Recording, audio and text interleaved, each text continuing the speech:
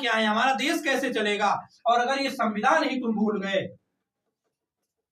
तो जैसे लोग भारत में आकर आक्रमण करके भारत को लूट कर ले जाते थे वैसे फिर से होने लगेगा।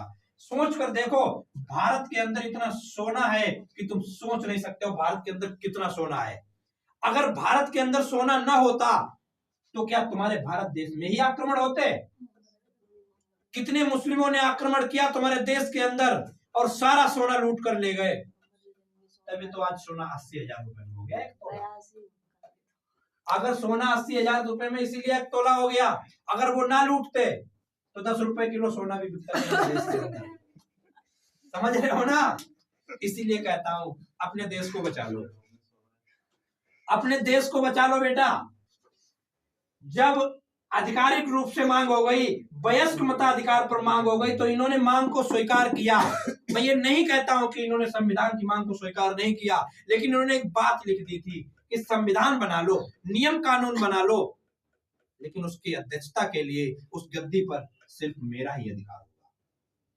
भारत के लोगों ने कहा नहीं, ये संविधान मुझे नहीं चाहिए, हम ऐसा संविधान कभी स्वीकार नहीं करेंगे। और इन्होंने प्रस्ताव को वापस भेज दिया, क्योंकि तुम्हारे देश में उस समय दूसरा विश्व युद्ध चल रहा था, बहुत अशांति छाई थी, लोग भयभीत हो रहे थे। ठीक 3 साल बाद 1945 में ब्रिटेन में जब चुनाव होता है और उस चुनाव के अंतर्गत विंस्टन चर्चिल को हराकर सर क्लीमेंट एटली जब नए प्रधानमंत्री, नए सम्राट बनते हैं, उन्होंने कहा भारत के लोगों को संविधान बनाने की पूरी आजादी है, भारत के लोग संविधान बना सकते हैं, उसकी अध्यक्षता कर सकते हैं, ये उनका अधिकार है। और एक खत भेज दिया जिसका नाम क्या था बेटा? Cabinet mission. आज इसी कैबिनेट मिशन की व्यवस्था के बैठक के अनुसार हम आपके संविधान को बनवाएंगे। अभी तुमको आपकी उद्देशिका सुनाएंगे। यहाँ पर कंपटीशन क्लास के ये हमारी शेरनियां बैठी हैं। अगर किसी भी बच्चे को हम खड़ा कर दें, कहीं उद्देशिका सुना दो, अगर किसी भी बच्चे से हम कह दें कि आप उद्देशिका सुना दो, नहीं आती है, कतई नहीं आती है।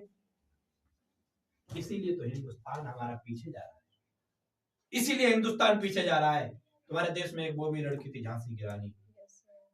आपने झांसी की रानी की अगर कहानी भी सुनी होगी या उसकी कहीं फोटो भी देखी होगी तो तुमने देखा होगा झांसी की रानी के पीठ पर एक छोटा सा बच्चा बंधा है और मुंह में तलवार दबाकर दोनों हाथों से, मुंह में घोड़े की लगाम दबाकर दोनों हाथों से तलवार चलाती थी झांसी की रानी।